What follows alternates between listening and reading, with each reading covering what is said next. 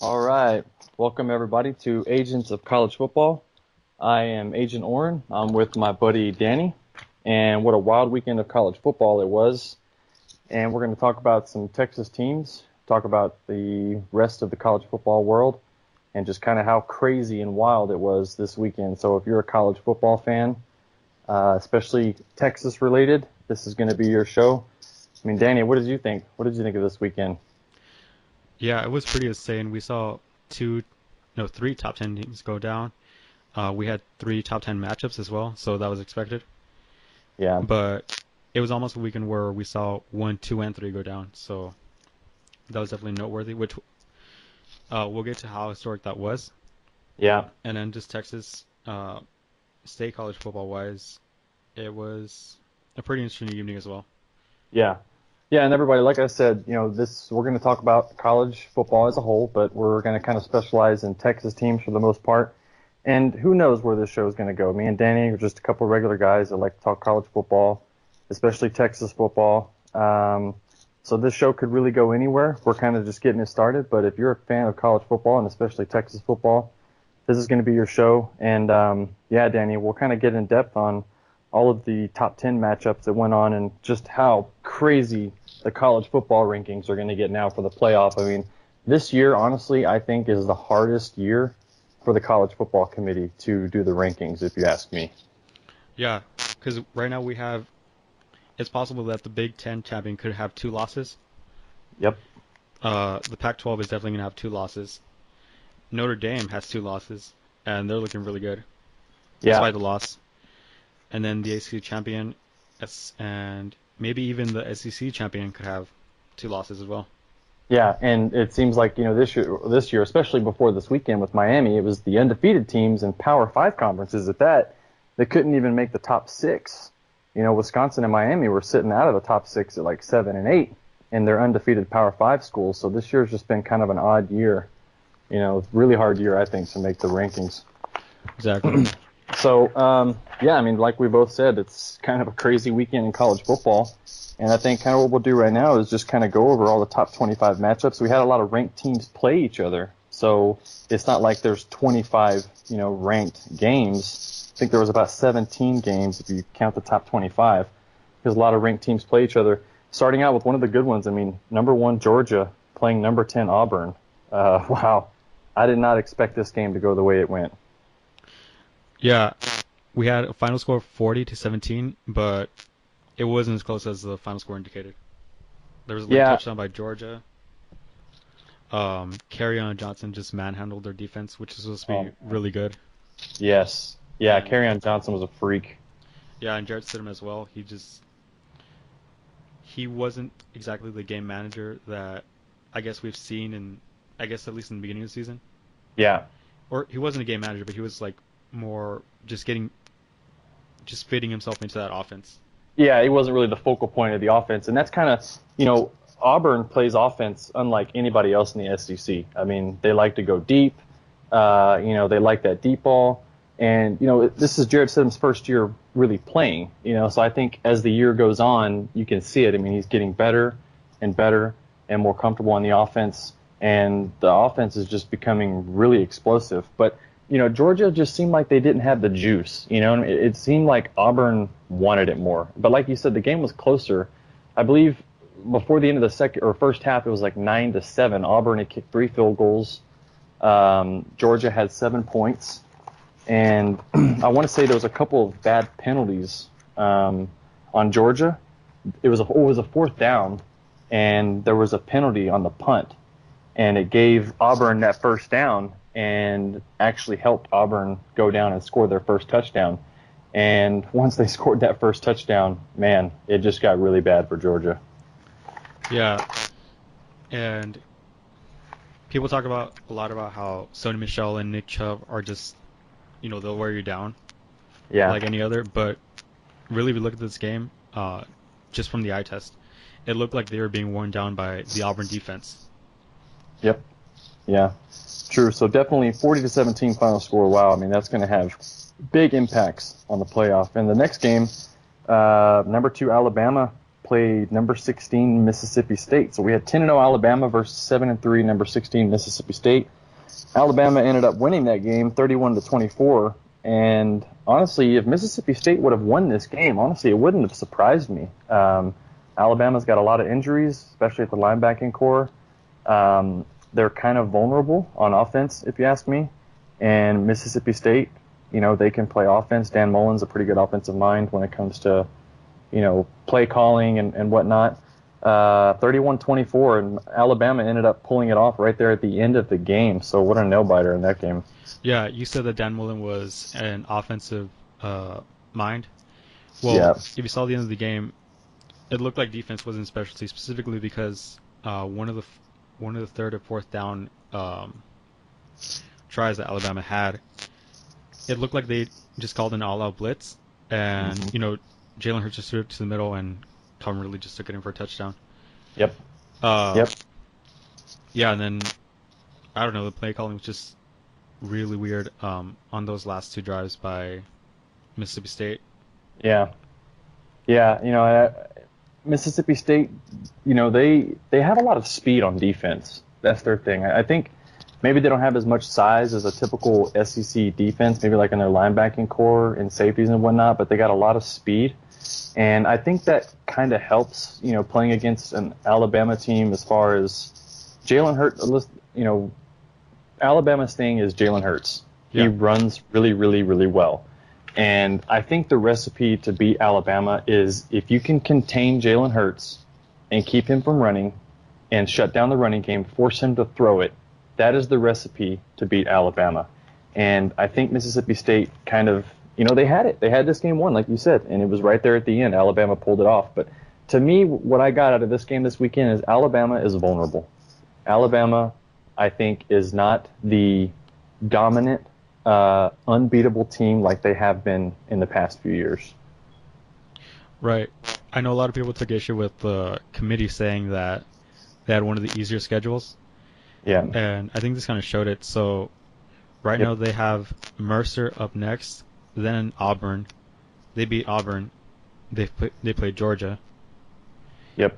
And so that's just a lot of playoff implications that could go either way for, for Georgia, Auburn, or Alabama. So yeah, definitely. I mean, that's going to be a huge game. And honestly, man, right now, especially if you look after this weekend, Auburn can win that game. Imagine that. Imagine Auburn beating Georgia, and now, I would imagine after this weekend, Alabama's going to be number one in the college football playoff, most likely. And Auburn goes and beats number one Alabama. Wow. They're definitely going to be the best two-loss team in the country, if you ask me. And honestly, with those two wins, that might help put them above some one-loss teams if it comes down to that. Right, because it's all about, people like to say it's all about how your body of work, how you started, how you finished. And Auburn started off okay. They have an understandable loss to Clemson. Yep. At Clemson. And then they have, just kind of not fluky, but, they look like they were handling LSU at the half of their game. Yep. Then they just go on to lose it. And this is an Alabama team that's a little banged up in linebacking.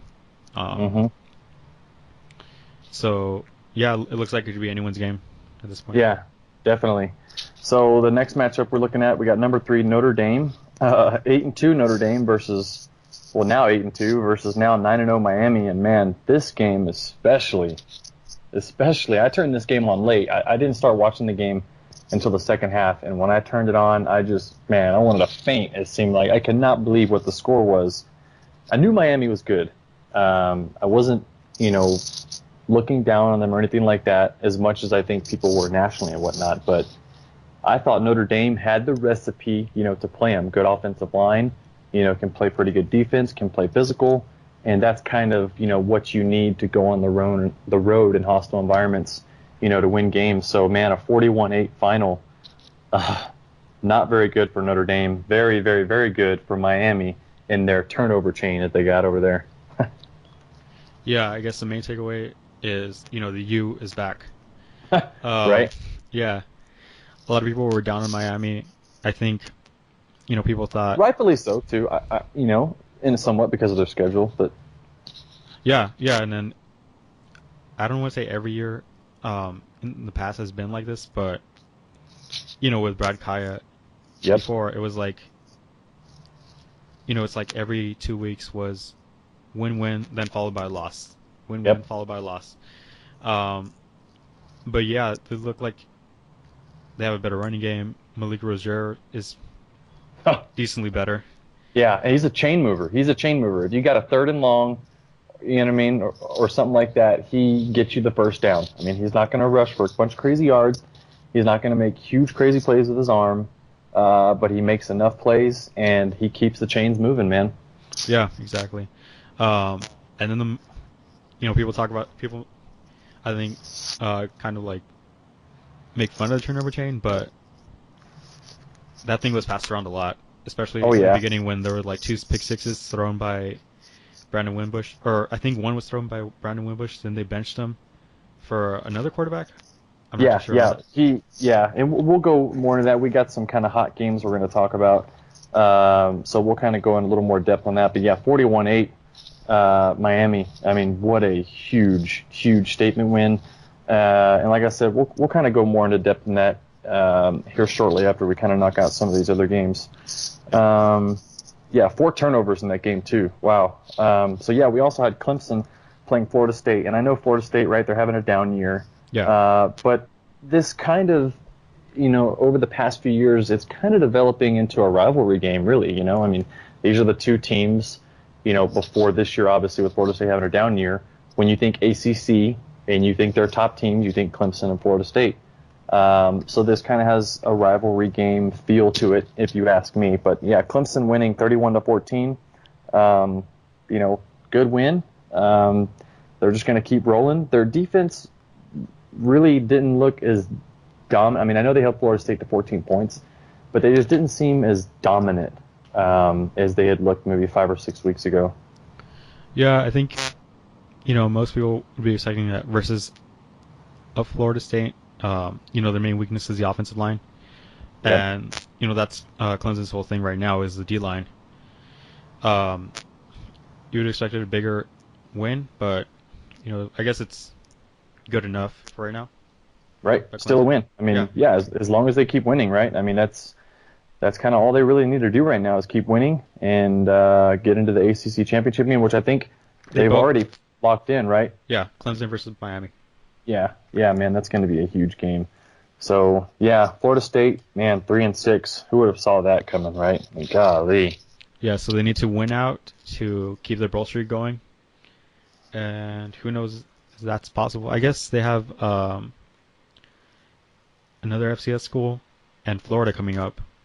Right, but they had their canceled game that they had because of the hurricane. I forgot who it was against. I want to say it was like Arkansas State or some small FCS school. Yeah. And they're trying to get it rescheduled, I think, because they need that third win. Yeah. Yeah, to make a bowl game. Yeah. Okay. So we'll see what happens after that. So yeah, the next one up too, man, this one was a really big one. Number 5 Oklahoma at number 6 TCU. What a game, at first it seemed like, man, Baker Mayfield's on another level when it comes to quarterback play. Yeah, it's almost like once you have him contained, he'll just throw a touchdown at will. Yeah. And then another, I know what's his name, Hollywood Brown. Yeah. Now? Oh, yeah. Marcus Brown. He's having a good last 2 games as well. TCU defense it looks like they contained him a little, like at little spurts every time, but once they had him in, they just kept on pulling. Oklahoma kept on pulling away. Yeah, and TCU came into this game with the number 6 ranked defense in the nation too. So, kind of people were saying, if any team's going to kind of contain Baker Mayfield and keep Oklahoma at bay on offense, it could be TCU, which I know they have the 6th ranked defense in the country, and they're a good defense. I don't want to discredit TCU's defense, but I don't think they're as elite as people made them out to be. And And 38 points, given up to Oklahoma, I think kind of proves that somewhat.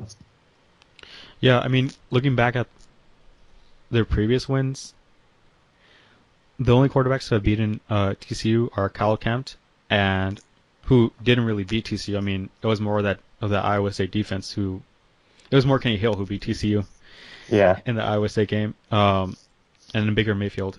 So it looks like they just have, Baker Mayfield is just really their Achilles heel. Yeah. I mean, I see Johnny Manziel. I mean, right? When you see Baker Mayfield playing, not a very big guy, just tough, hard to tackle, squirmy, can get out of bad situations, can throw the ball well. I mean, he's going to win the Heisman this year. He should win the Heisman, if you ask me. Yeah, it's his lose right now. Yeah. Yeah, there's not really much else you can discard him. Yeah. Yep, definitely. And the next matchup we had number 8 Wisconsin, undefeated Wisconsin, playing number 20 6-4 Iowa, and Iowa was coming off a big win last weekend against Ohio State. So 38-14 win for Wisconsin. I thought this game would be closer, but everybody's been saying Wisconsin needs that powerful win. They need a good opponent, and they need to come out and start fast, score a lot of points, play good defense, and I think they did that this weekend. Yeah, I think they had a couple of turnovers as well on the offense. So a lot of people, when you have a couple of turnovers, and I think one pick six or one fumble return, you would expect Iowa to pull this out, but no, it was all just good coaching that really helped Wisconsin win. Yeah, definitely. They've been in the same system now. They have, kind of a consistent, their program's been rolling for a while now. In Wisconsin, they're just good year in and year out. And I think, in the past, their formula's kind of been play good defense, game manager at quarterback. But I think this year the difference is Jonathan Taylor. They're just getting good quarterback play. The quarterback's not really a game manager. But yeah, even, Jonathan Taylor too is really lighting it up for them as well. Yeah, so maybe this is their year, but definitely next year. I mean, right? We can argue them as a Big Ten competitor next year. Oh, yeah, definitely. Big win for them, 38-14. I think that might help them move up a couple spots. And then, number 9 Washington plays Stanford. They lost. So they got 2 losses now, Washington does. Lost 33-22 to Stanford, which Stanford 7-3. I'm surprised they weren't ranked. Stanford they're a really, really, really good team. It's just that some weekends they just haven't showed up. So I'm not surprised at all that they beat Washington. Yeah, I watched this game. It went up until, I believe, 1 a.m. And it was all Bryce Love. I mean, he was the main difference. KJ Costello, he didn't, I guess what Ryan Burns and Keller Chris did, they just weren't enough to keep Stanford in games, but KJ Costello was. You saw him make a couple nice throws. He had one really good throw that it looked like he was almost run out or sacked, and then he just threw it to his left, and someone was just open. Yeah. I mean, Washington this year, they're not the same as they were last year. People were even saying a one-loss Washington most likely is not going to get in the playoff. Definitely now with 2 losses, Washington just doesn't have a chance, if you ask me. Right. Yeah, so keeping it kind of in the Pac-12 too, number 11 USC played Colorado. Win 38-24 for number 11 USC. Yeah, I think I'm only looking at the box score, but it looks like Sam Darnold had a nice game. I don't know if he's still going back to school, but looks like he still will. I mean, that's really all anyone talks about now with USC kind of out of the national title hopes. So I don't know. What did you see out of this game? Yeah, I mean, 38-24, it seems like, they score in those 30s a lot, but, USC can give up points. USC, I believe, right now leads the nation in sacks. So they can get after quarterbacks, but they give up a lot of rushing yards. They can give up the big play, and Sam Darnold turns the ball over. I mean, that's one thing that he really has to work on. I think he's getting better at it, and he does have NFL qualities. I mean, he's a good quarterback, and USC does have talent. They got some pretty young players, at a lot of positions. But from what I'm hearing, I think people close to Sam Darnold, from what I hear nationally, is that he's going to return for another year. So, man, definitely, if he returns for another year, USC, like you said about Wisconsin next year, man, watch out for USC next year for sure. Right, and this is still a year where they're kind of shorthanded on the O line, so hopefully next year maybe they can give him a bit more time. He can progress his reads and just make the right decisions. Yeah. Yeah, they're really banged up on defense, too. I mean, they've lost some defensive linemen and linebackers, too, so that doesn't really help very much. And then we had number 12 Michigan State versus number 13 Ohio State, which, man, that one had some playoff implications somewhat as far as trying to keep the Big Ten, in it, trying to keep Ohio State in it. They're trying to stay alive. And, I mean, come on. What is up with Ohio State? They go and give up 55 points one week against Iowa and only score 20-something points. And then the next week they go to Michigan State and win 48-3. Yeah, I think it's all about that. You come off a big win, so your emotions are high. Maybe you feel like you can take the day off or something. And then, the next game just catches you by surprise, like we saw with Iowa this week and last week with Ohio State. Yeah. Yeah, I mean, Ohio State, they have 2 losses now. And, with 2 losses, they would need a lot to happen up top to make the playoff. I mean, they would need a lot to happen. But if you ask me, if Ohio State shows up on Saturday, they can beat anybody in the country, I think. It's just that they've had those 2 weekends where they just did not look like Ohio State at all. And I think, watching this game, I did watch a bit of this game. All their plays on offense were inside zone reads, to the running back, right, or keep it JT Barrett, or throw it to the perimeter and let a receiver make a play. It seems like that was their whole offense. And I'm wondering maybe if that's kind of the problem that they've had, winning some of these games. Do you think JT Barrett's limitations might be a weakness for Ohio State? If they either get into the championship, the Big Ten championship, or into the playoffs? Yeah, I do. I mean, I think they don't play well. Some weekends they do play dominant enough on defense. But a lot of those teams, like Jalen Hurts, he's not really a quarterback that'll go out and win a game for you with his arm. He does it with his leg. But JT Barrett, I don't think is the runner that Jalen Hurts is. I mean, what do you think? No, right? He's not. Yeah, it looks like you just have to get him right in the right situations, in the right mentality, and you can win with him.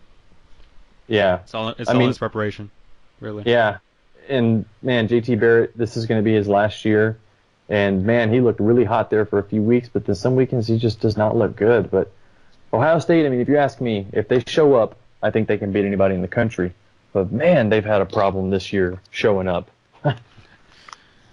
Kind of like Oklahoma, Oklahoma there for a few weeks have a problem showing up, which I think now that they've probably fixed that, and I think they understand now that it's the end of the year. Hey guys, we really need to keep this train rolling. So I don't think Oklahoma will kind of lay any more eggs, and I don't think Ohio State will either. I think Ohio State's going to go out the rest of this year, and I think they're going to kill everybody that they play.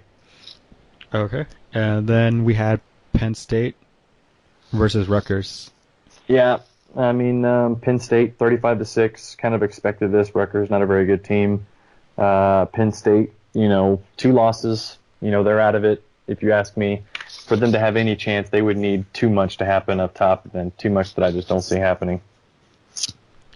Right. Did you watch any of the little highlights or anything? Because it looked like something's going up with their O-line. I saw a couple of runs where Saquon Barkley was just hit behind the line. I don't know. Yeah. What do you see? Tackles for loss. Yeah. I mean, I don't think their offensive line has been necessarily dominant really this year anyway. But yeah, I don't know. Something had to have been going on, because for them to have that kind of performance against Rutgers, it makes you think, like, man, what is going on? I don't know if it's because they didn't show up or what. Right. Let's see. Next one, right, Oklahoma State, number 15, playing number 21, Iowa State. If you like offensive games and high-scoring games, typical, prototypical Big 12 shootouts, this was your game. Yeah, it was really weird because, the last few weeks I kind of saw that Iowa State was kind of using the running game more and kind of playing really good defense. Mm-hmm. And then we just saw shootout happen. Yeah. Oh, yeah, definitely. I mean, Iowa State likes to do, and this is what they did against Texas as well.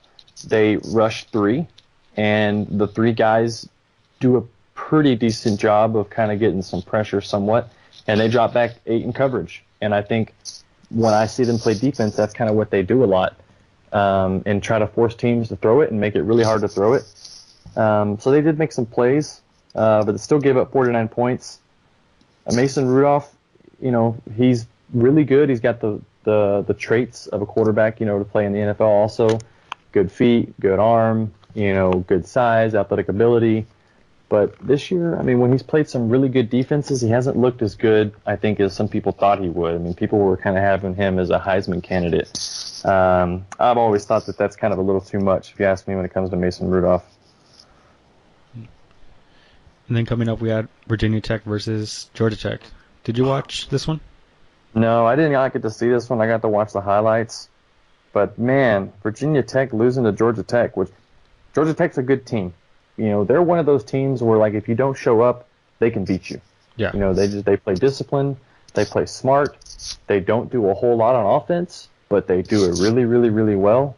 And if you don't show up, you'll get beat. What happened with Virginia Tech? You think of this because of last weekend, kind of how you said before. They had an emotional game one weekend and then just didn't show up the next. What do you think? I can't really tell much from this, but I do know that Georgia Tech does, you have to show up for those games to really beat them. Yeah. Yeah, disappointing loss for Virginia Tech for sure. And then number 18, UCF, That's still our first undefeated. G5. You what? Our first G5 also in the top 25. Oh, yeah. Yep. That's it. UCF. Playing Connecticut, which, Connecticut 3-7, not a very good team, but still a Power 5 school. UCF, number 18, 49 points, only gave up 24.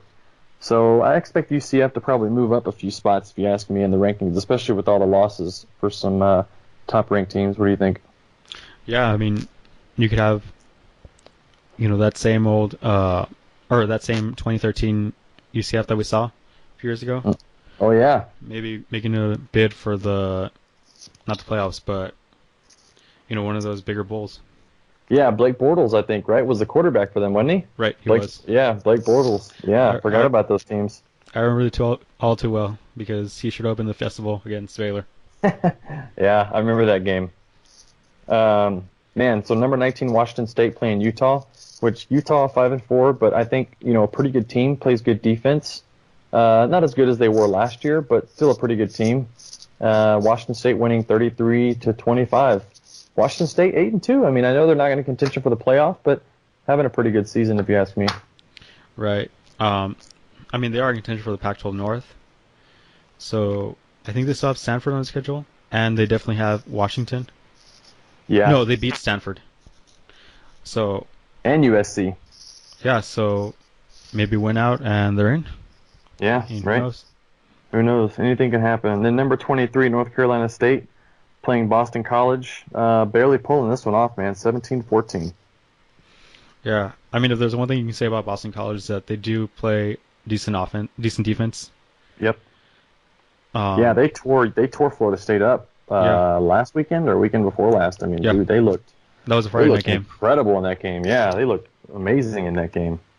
And North Carolina State, a pretty good team. They're 7-3.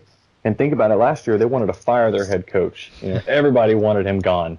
And now, it's kind of paying off for him sticking around. They're a 7-3 team, and they're getting some national, credibility. Let's see, number 24, LSU versus Arkansas. Man, it's kind of weird saying LSU scores 33 points. Right? Why is that weird? Just because they haven't played offenses in the past, couple years. We're always winning games, low scoring. Everybody's knock on LSU was that they can't play offense. And I think, this year, this kind of second half of the season, they're starting to score more points. Right. And then Arkansas just looks like they showed up. They aren't the same team from a year ago who can not I wouldn't say score on anybody, but, they can put up a fight on offense. Yeah. Yeah, Arkansas, man, Brett Bielema. I don't know, man. I think he might. Yeah, he's going to be gone after this year. I'm sure he'll get a job somewhere, but I bet he wishes he was still at Wisconsin. Number 25, Northwestern versus Purdue. This kind of wraps up the top 25. Northwestern wins 23-13.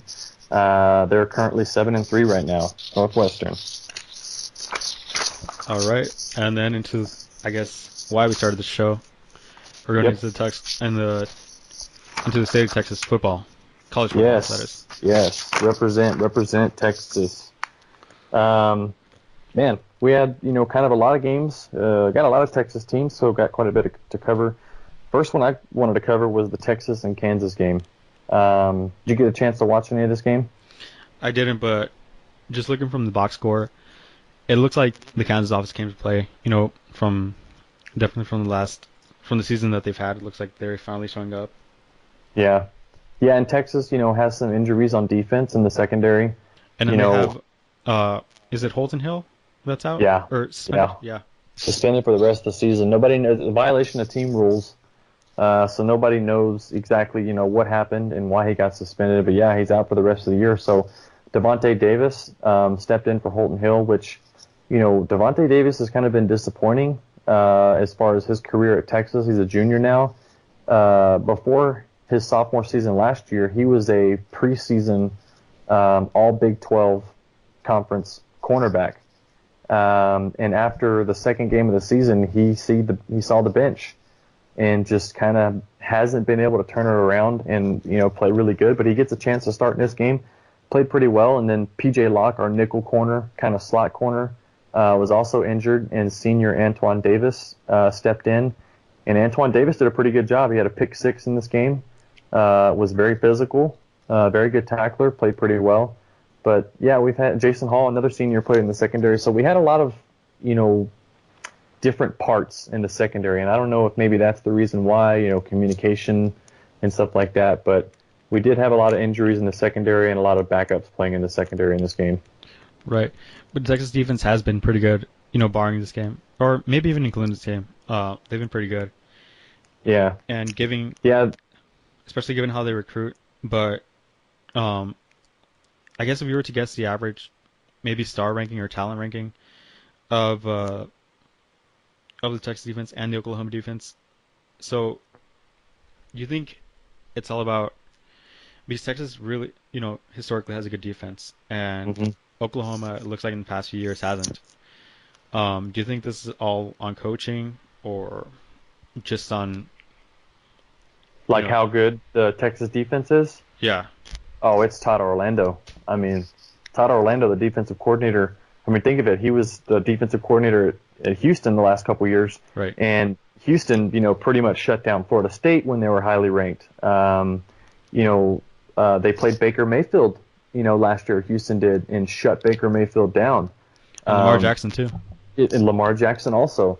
So Todd Orlando has shown that, and obviously Houston does not have 4 and 5-star players, more 3-star players, but that he can put a game plan together. His defenses play hard. I mean, those guys on defense for Texas play hard and physical the whole game. And to think about it, Texas has played 3 double overtime games this year. I mean, for a team to play that many double overtime games and to play as hard as they do for as long as they do, give credit to the coaching staff. But to answer your question as far as, talent-wise, yes, they have talent. Texas has not been able to get the 5-star players, that they have in years past. I think the only 5-star player they have on the team right now as far as defense is Malik Jefferson, the linebacker. Other than that, it's pretty much all 4-star and 3-star players, high 4 stars.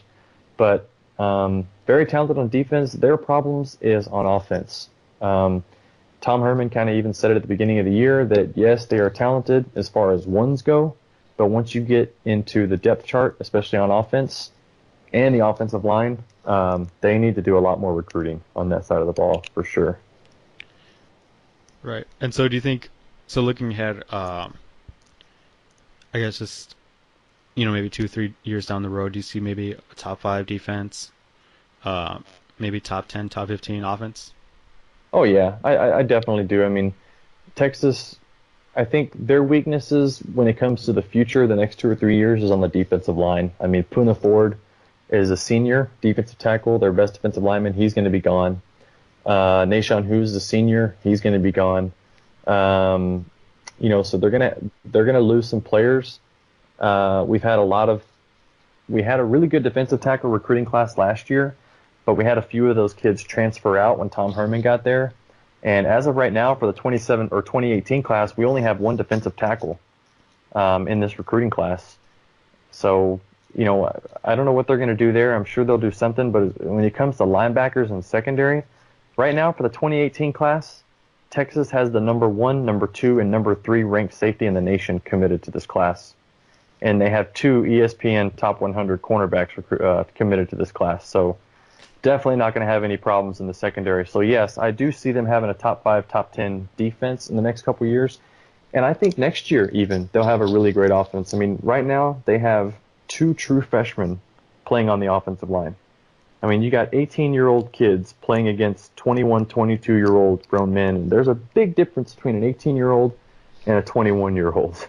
Really, really, really big difference. Usually you see offensive linemen are like juniors or seniors. So a lot of our juniors and seniors are hurt or out for the season. So that's really what's hurting Texas. Okay. That sounds good. Yeah.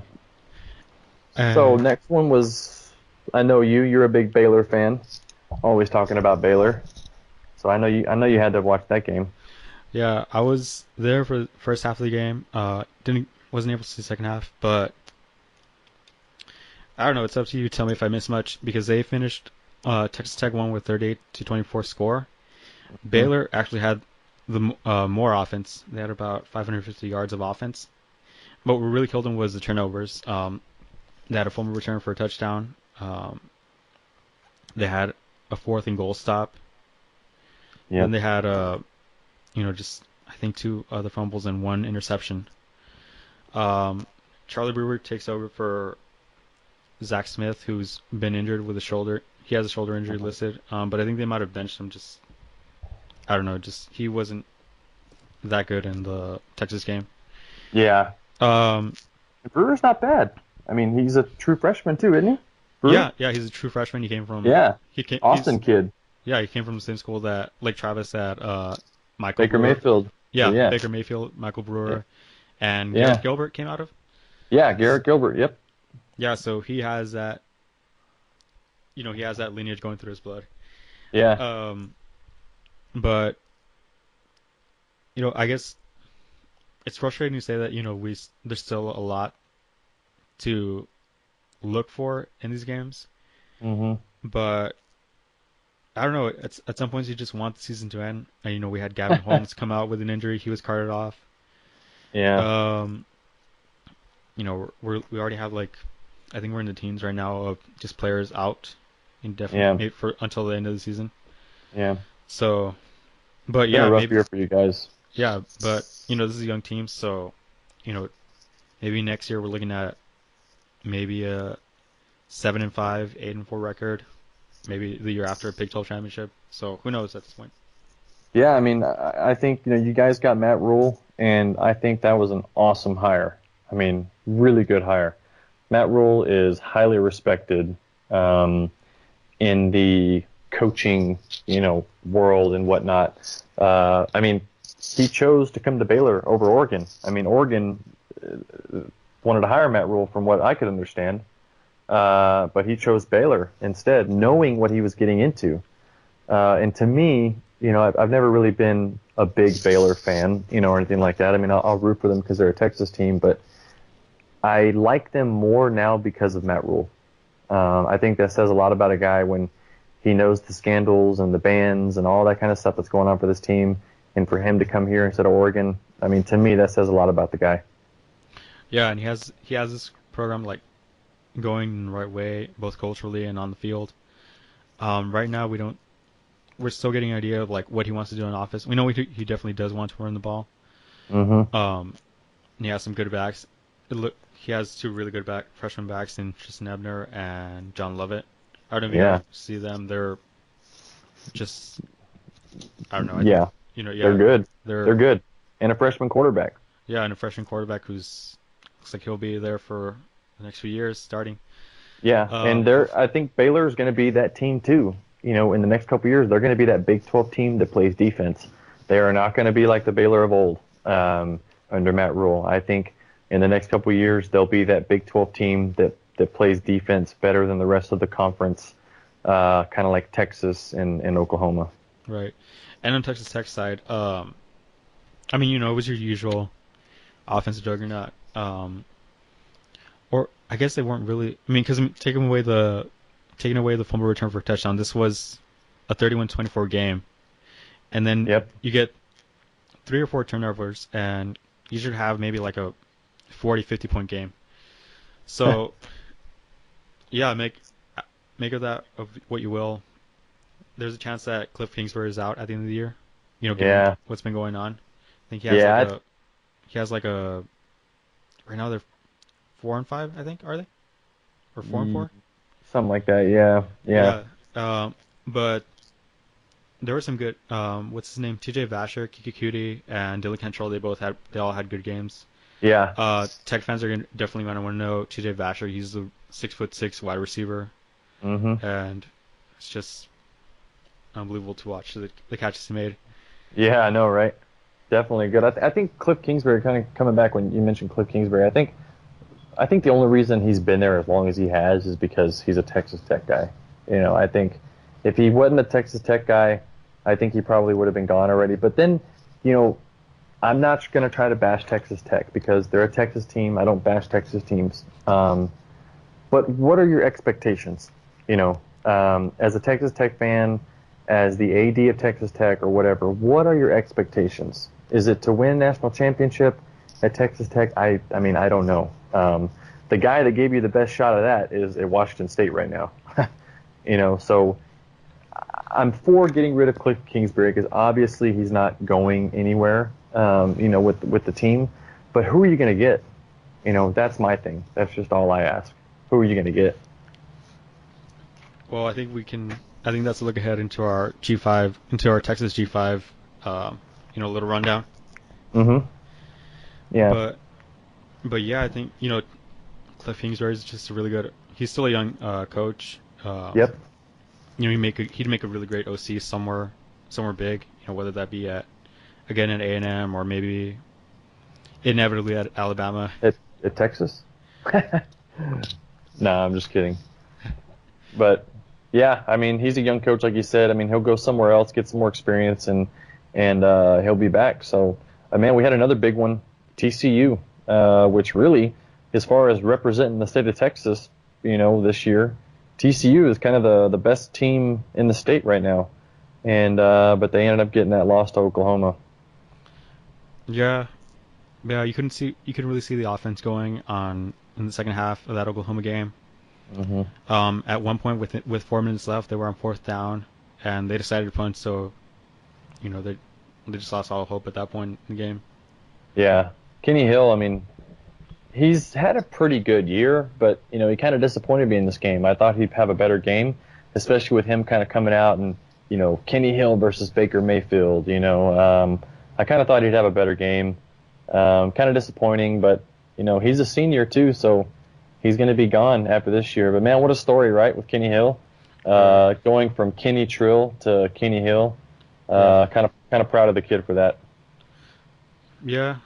I mean, he has a future going for him, unlike other notable former A&M quarterbacks. Right. Yeah, you think he'll get in the NFL? I mean, he'll probably be a late round draft pick. I think at least an undrafted, free agent. I mean, I don't know. He has a good arm, and he's a mobile quarterback, and that's kind of what teams are looking for now. I just think his mechanics are just really off, especially his feet and his base. He needs to do a lot of work on that. Yeah, you think Seattle will pick him up? I mean, they had Trevon Boykin. Yeah, right. Last season, it would be funny if he went to Seattle. That would be really funny. 2 TCU quarterbacks over there. But yeah, TCU now they have 2 losses, so I mean they're out of it. I mean they could play in the Big 12 championship game, and could maybe get a rematch against Oklahoma. And I wonder how that would kind of work out. If some other teams lose up top, and TCU plays Oklahoma again in the Big 12 championship game and dominates. I mean, who knows? I guess what I'm trying to kind of get at is TCU shouldn't lose hope and think that the season's over. They need to just come out and take care of business the rest of the way. Yeah, and coming off of a 6-6, or it was 6-6 season. This is pretty good. Yeah, big improvement. for sure. Big Yeah. improvement. And then A&M played New Mexico. 55 points, 55-14. Nick Starkel, their starting quarterback in this game, 416 yards and 4 touchdowns before sitting down at halftime. Wow. Yeah, it looks like I don't want to say they needed those losses, that Auburn loss, but coming out of it, looks like they just needed like a good week to just bash someone's head in. Yeah, right. Definitely. And New Mexico is a team that everybody can kind of do that against. But A&M, I mean, what a disappointing year. I feel bad for Kevin Sumlin. I mean, he's going to be gone this year for sure. I think they've been kind of too rough on the guy, if you ask me. Again, kind of what I said before with Texas Tech. If they fire Kevin Sumlin, who are you going to get? And is this guy going to be capable of turning it around and competing for a national championship? But do you think if what they did to New Mexico, they do to LSU and Ole Miss coming up, and then whoever they have to play in their bowl game? I mean, do you think after they just blow out LSU and Ole Miss, if they do that, do you think they keep Kevin Sumlin, or do you think he's just done? wow, that's a good question. Man, okay, so let's look at them right now. So they're 6-4. So if they go and blow out LSU and Michigan State and then win big in their bowl game, that'll put them at 9 wins. I mean, how do you fire a guy after finishing like that? And who are you going to get? If that happens, it's possible that he could save his job, but I think... But for how long, though? Because we saw this also last season with Les Miles. He finished pretty strong, then he comes back in and, blows the game against Auburn, I think. Yep. Yeah. And they just fired him. They were just done with him. Mid-season. Yeah. And, yeah, I think they really need to kind of make up their mind, is he gone or not? Because I think it hurts recruiting in a way, too. It's like all season this guy's going to get fired, he's going to get fired, he's going to get fired. I mean, and then, we're going to keep him now. Yeah, and it doesn't just hurt their recruiting, it hurts their, like, inside the locker room, with all those quarterbacks that have transferred out. Yep. Yeah, I mean, because the players could think, this guy's not going to be here for long anyway. I think that's real. I think as fans, fans don't think of that so much. To them, it's so easy as, this team is ranked this high, they should beat this team. They don't really look at it as you got to have your teams ready. Your teams have to be ready. They have to be disciplined. They have to be focused. They have to be trained. They don't really look into that as much. And I think when you have so much uncertainty at the head coaching position, it's not good for that. And I think, the big, what do they want to call them? The people that are involved, the boosters, for A&M, them coming out on Twitter and saying, he needs to be fired, he needs to be fired. Man, if you really want your team to win, do not do that. You are just hurting your team by doing that. I don't know. But to answer your question, I mean, I don't know. That's a really hard one to tell. To me, I think they've kind of made up their mind that Kevin Sumlin's gone. Interesting. And then moving on to our other Texas Group of 5 schools, we have UNT, who's already locked up their conference, their division conference. Yep. Yeah, it looks like they're going to play for a conference championship against FAU. So, yeah, having a pretty decent season there. They got a 7-3 overall record. FAU also 7-3 overall. So, I don't watch too much of the smaller, conference schools, but man, I would like to watch that game, definitely. Yeah, sure. And they have a really good coach in Seth Luttrell. Yeah. I remember a few years ago, maybe it was 2015 or 2014. A friend at UNT told me that he just ran into like some football players that were just like talking about how, their coach is just terrible. It was during that 1-11 seasons I think they had, or 0-12. Yeah. And so it looked like, maybe just fresh face is all they needed. Yeah, definitely. Yeah, so definitely, pretty good season for North Texas. Then who's coming? And then we had SMU. They lost to Navy. Man, last second. Nail biter too, right? Yeah. What was it? 43-40, I think, right, in this game? It was. Yeah. Heartbreaking loss. But 6-4 right now against Navy, who, Navy can play ball. Navy's got a good head coach. Ken, I can never pronounce his name, Niumalutolo, I think. I'm not sure how you pronounce his name, but he's been considered for some big jobs, every now and then too. So Navy is a well-coached team, always a pretty good team, pretty tough team. So not really a bad loss, I guess you could say. Disappointing, but 6-4, 43-40, pretty good game. Yeah, and considering where they were, maybe even 2015, they had Chad Morris come in from Clemson. He was the offensive coordinator there. Mm-hmm. And they looked like they were in some games, but they went like 1-11, I think. Yeah. And then last season, they won a couple more games, but they're still not bowl eligible, but they did beat Houston. So, yeah, things are looking up for that program. I wanted Chad Morris. He was like number 1, number 2, like on my coaching wish list last season. So I know he's definitely like on A&M's radar probably. Yeah, I hear his name when people talk about coaches for A&M. I hear his name come up every now and then. So definitely a good coach. I mean, he's played at a championship level school too, playing over there at Clemson. Done a pretty good job, at SMU. They're competitive. They play offense. And, right now that's kind of what a lot of schools want, right? They want a coach that can come in and play offense. So. Yeah, like they say, defense wins you championships, but, offense brings in the money. Yeah, that's for sure. And then we had University of Houston had a bye week this week, so didn't play this week. But, man, what was it, a couple weeks ago, had that huge win over USF, right? Good win. Yeah. And undefeated USF too, which USF, I know they're not really in the Power 5, but they still do get some of those really talented Florida players. So, they got some big boys and some really talented players over there at UCF. So, really big win for U of H, if you ask me. Yeah, there's Group 5 Heisman. Quentin Flowers, who definitely be in the running. Yeah. Oh, definitely. USF. I'm not sure. I know there's an award for that for the non. Power 5 schools. I think there's an award for like best players, not Heisman obviously, but I think they have an award. But he would definitely be in the running for that if you ask me. And when it comes to U of H, the surprising thing for me is Kyle Allen, not playing all that well and being benched for Kyle Postma. Yeah. That's a surprising one for me.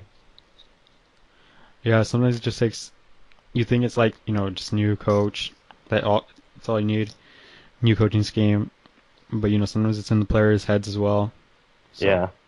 Yeah, and I think Kyle Allen might be a senior this year, too. I think he's gone after this year. So, man, what a disappointing career for him, if you ask me. I mean, he was a 5-star player, highly, highly, highly recruited coming out of high school. Was at A&M, was one of those couple that transferred out of A&M a couple years back. Ended up at U of H and hasn't really done anything. Yeah. Yeah, I think they might want to get Kellen Mond online. Right, for sure. So, man, I think that kind of wraps it up for us, right, as far as the Texas teams go? Yeah, do we want to get into, potentially Texas coaching or, playoff hypotheticals? Yeah, playoff hypotheticals. I have my own top 10 kind of after this rank. So, our current college football rankings, 1 to 10, we had Georgia, Alabama, Notre Dame, Clemson, Oklahoma, TCU, Miami, Wisconsin, Washington, and then number 10 Auburn, which number 10 Auburn beating Georgia, that's definitely going to help them move up in the rankings from top 10. And I put them at number 7, from number 10 to number 7. They're definitely the best 2-loss team right now, for sure. What do you think?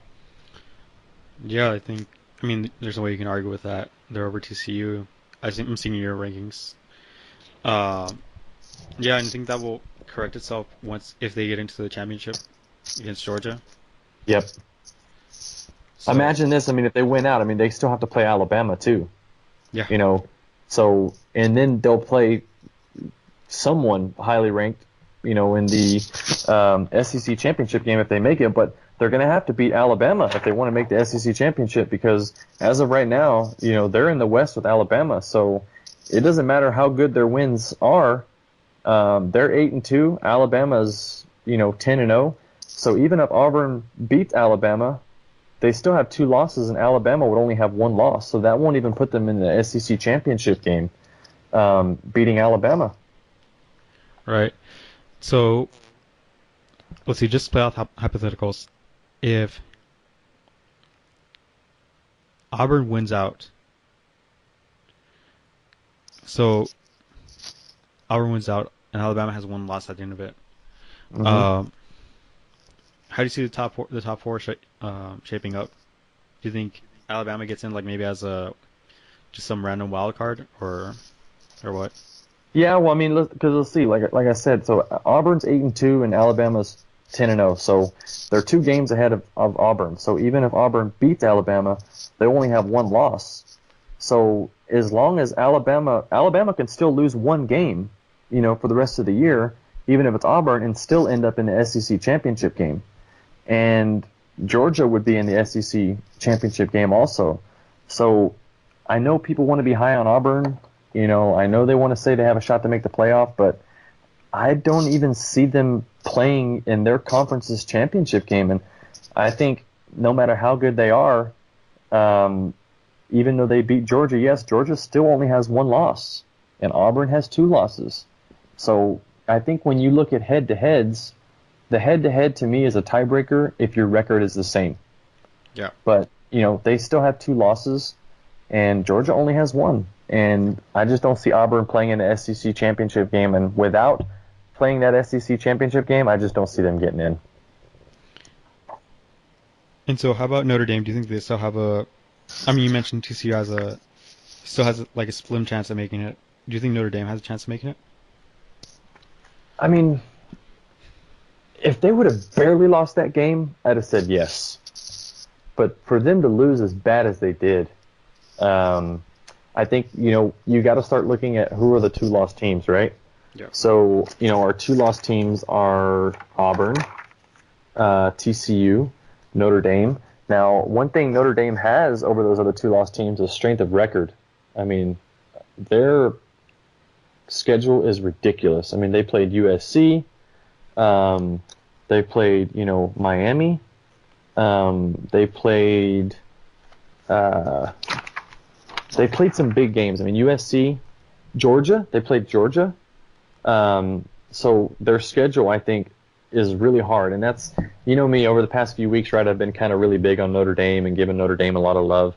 And I think the reason why is because it just dawned on me, it hit me, because they're an independent school.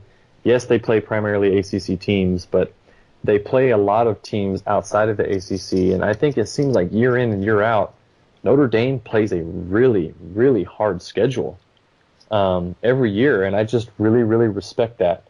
But their chances of getting in, man, they need a lot to happen. A lot. Interesting. And they don't play a championship game. Remember that, too. They don't play a championship game. So I think that's going to hurt them, because you looked at TCU, you asked, TCU or Notre Dame. If TCU can get in that Big 12 championship game, and beat Oklahoma, then I definitely think you put them ahead of Notre Dame as far as chances of making the playoffs. So the path for TCU looks better than Notre Dame's path. If you're the Notre Dame AD, do you try to schedule like a 13th game? Maybe after on championship weekend, or do you try to go for like a no bye week type of, or 1 bye week type of schedule? Right. Yeah. I mean, you just got to do something to where you're playing that weekend. Whether you get that extra game, or you just say to hell with it. We're not going to be an independent anymore. We're just going to finally join a conference, because this year, like I said, is going to be the year where they have 2 losses. Their strength of schedule is good, but them sitting at home on championship weekend is going to hurt. And look at Big 12.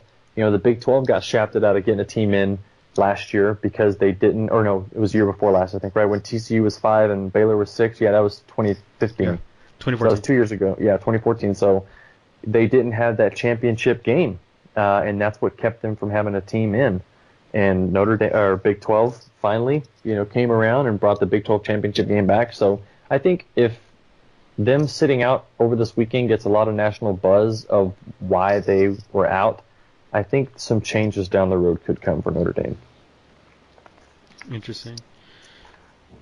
And last, we have the Pac-12. I mean, they have 2 losses, and things also that they have just really poor scheduling with Washington.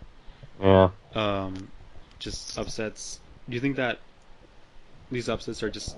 I mean, people like to knock on them because it seems like you have no clear consensus on who the best teams are.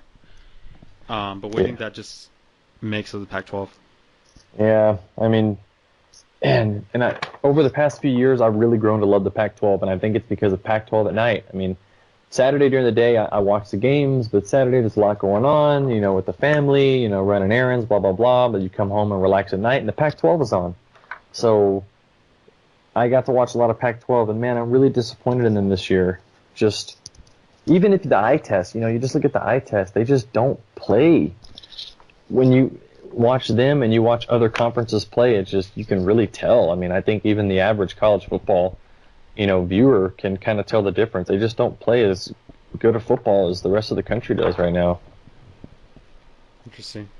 I think right now, though, USC, they have a very, very, very, very slim chance. I mean, they would need teams to lose a lot up top, and then they would need to win out and get in the Big 12 or the Pac-12 championship game and win big. But I think the Pac-12 is done, if you ask me. But if any team has a slim chance at all, I think it possibly could be USC. What about Stanford? Yeah, Stanford has that 3rd loss, Oh, so that's right. I was thinking they had 2 losses. But they're a good team, man. I mean, they're another team, like, how I said Ohio State. I'm not saying they're Ohio State, but Ohio State's one of those teams that if they show up, they can beat anybody in the country. And I truly think that of Stanford, too. If Stanford shows up, I think they can beat anybody in the country. They've just laid a couple of eggs, in some games. And if it wasn't for that 3rd loss, I'd be saying, if they were a 2-loss team, I'd be saying Stanford had a better chance than USC. But with that 3rd loss, no, they're done. Interesting. So, do you want to get into just the group of 5 Texas football coaches that might become head coaches down the year, maybe at A&M, maybe at some other South school? Or Yeah, we can go into that real quick before we go over that. I'm just going to name out my top 10 this is college football playoff top 10. Okay. This is my top 10. So, number 1, I got Alabama, undefeated. SEC school, they're number 1. Number 2, I got Clemson, 9-1. Number 3, I got Miami. Miami, people were wanting to put them there in top 4 in the playoff, but they just needed that win. And for them to dominate as much as they did, them being undefeated, they're number 3. Now, it got kind of hard for me when it came to number 4 and number 5. People are going to dog Georgia for losing. And they're going to forget that they were the number 1 team, and they still only have 1 loss. And if you look at Oklahoma and Georgia and look at their losses, you got Oklahoma losing to Iowa State, you got Georgia losing to Auburn. The Auburn loss is a lot better of a loss, if you ask me. Than at home to Iowa State. Yes, exactly. So really, I think that one's going to be really hard for the committee. Georgia or Oklahoma, who do you rank higher? If they knock Georgia from number 1 to number 8 or number 9, that's ridiculous because they still only have 1 loss. And they're still, ahead in the East, SEC, and are going to play in the SEC championship game. But anyway, I got number 4, Oklahoma. Number 5, I got Georgia. Number 6, I got Wisconsin. Number 7, I got Auburn. So I have Auburn moving from number 10 to number 7. And number 8, I got TCU. TCU was number 6. Their loss was to number 5. And it wasn't like they got clobbered or got creamed. And they definitely didn't lose as bad as Notre Dame. So they're a better 2-loss team than Notre Dame and Ohio State, also, if you ask me. So I got TCU at 8. I got Notre Dame at 9. Ohio State at 10. And then sitting right outside at 11, I got USC. Interesting. Here's a crazy hypothetical for you. Mm-hmm. Another one. If you're Kirby Smart, and let's just say, so they have someone up next. I'm not sure who, but they have Georgia Tech up next. Do you think that Georgia Tech game, if you still have 1 loss by then, do you just take the day off for your starters? Do you just let them play a drive or 2, and then just let them rest for the SEC championship? No way, not against Georgia Tech. Yeah. Yeah, not against Georgia Tech because, like we were saying earlier, right? Georgia Tech's that team that if you don't show up, they can beat you. You know.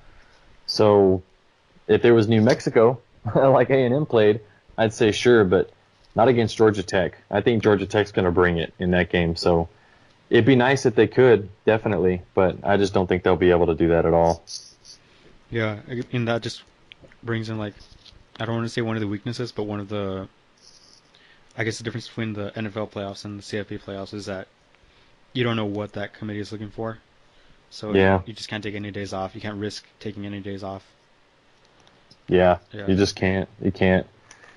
And I think overall that's just what makes uh, college football just talent wise it's obviously not the same as the NFL, Yeah, but it makes it more interesting just product wise than the NFL. I don't know, what do you yeah, say? yeah. I mean, I just think when it comes to college football, there's just so much more pride in it.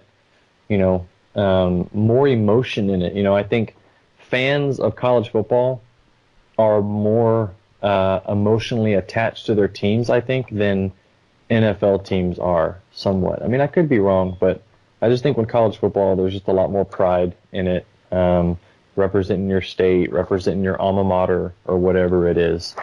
Um, I don't know. I just think college football right now is a better product versus the NFL, if you ask me.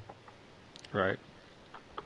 Hey, one thing before we go over to Texas real quick. Hey, Ohio State, we all know the committee loves Ohio State. They're in first place still in the East. They had, a huge win, this weekend, beating Michigan State as big as they did. If they beat really hard the rest of their schedule and play an undefeated Wisconsin in the Big Ten championship game, I mean, especially if you have them competing against some other two-loss teams that, if Clemson loses a game, if Oklahoma loses in the Big 12 championship game and has two losses, if Georgia is 9-1, if they have a second loss in their SEC championship game, I'm just saying, don't sleep on Ohio State. I'm not saying they're going to get in, but they have a chance. What's your likely playoff prediction right now? Like, just what do you think's gonna happen at the end of the year? I think You don't have to rank them. You just name no, four or five. yeah, I think if you'd asked me 2 weeks ago, I'd have thought, man, we could have two SEC schools in the champion or in the playoff. But now I just don't see it happening because if Georgia goes, well, unless we could have two SEC, we could have two teams from the same conference in the playoff this year. I think Notre Dame being knocked out of contention helps. Because if they were in it, they were a non-Power 5 school. Putting two schools from the same conference would have been hard. But now that Notre Dame's out of it, you could have two ACC teams, or you could have two SEC teams in the playoff. And I think the Pac-12 is going to be out of it, and the Big Ten could be out of it. Interesting. And who would those schools be? Like, I mean, you mentioned it. Yeah, Alabama, I think, will be in. Man, it's just really hard now. Last weekend, I'd have been able to tell you these are going to be the schools that are going to be in for sure, most likely. But man, right now I just don't know. But Alabama, Clemson, Miami, Oklahoma, it looks good for those teams right there to get in. It looks good. Yeah, went out in your end. Yeah. So, all right. So Texas coaches, huh? Kind of the climate. Yeah, I mean, right now. So we obviously mentioned Chad Morris. I mean, he's been at SMU for 3 seasons already. Coming up this third, in the third right now. People always mention him because he was once at Texas A&M. Was he a coach? He was like not an offensive coordinator, or what? I thought it was an offensive coordinator, wasn't it? Or a quarterback coach? Something like that, right? Yeah. Yeah, and so he's always mentioned for that job. Yeah. Yeah, he has a connection there. Yeah, so is he a if he goes to A&M, is he a surefire SEC championship contender? I don't know. I just because what's his forte, right? It's offense. And is he that much better of an offensive mind than Kevin Sumlin is? I don't know. I mean, it's kind of hard to beat Kevin Sumlin when it comes to offensive minds. I mean, I'm not saying he's the greatest, but he's good. I don't see that there'd be a big gap there. Um, I honestly, if you ask me, I don't think he'll do any better than Kevin Sumlin. I mean, he's a good coach, and that's not knocking the guy. I think winning 8 or 9 games a season in the SEC is really hard and really good. I think you have to be a good coach to do that. So that's not knocking the guy. I just don't see them doing any better than that, especially with Kirby Smart, Nick Saban, with Auburn over there. I don't know. I just don't see them doing any better if they hired Chad Morris. I think he'd do a pretty good job. I guess what would help them is new energy, right? It's like anytime a new coach comes in, oh, it's new and we're doing this different and you got a good recruiting pitch and whatnot. So it could help from that standpoint. Yeah, I mean, another reason I look at him is because he did beat the new Texas head coach, Tom Herman. So Yeah. Yep. you never know. Yeah. Never know. You never know. Then we got Frank Wilson over at UTSA. Yeah. His name's been coming up a lot, right? I mean, Yeah.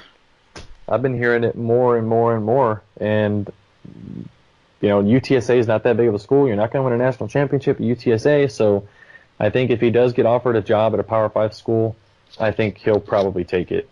And I see that coming. I mean, what do you think? I think he will be coaching at a Power 5 school.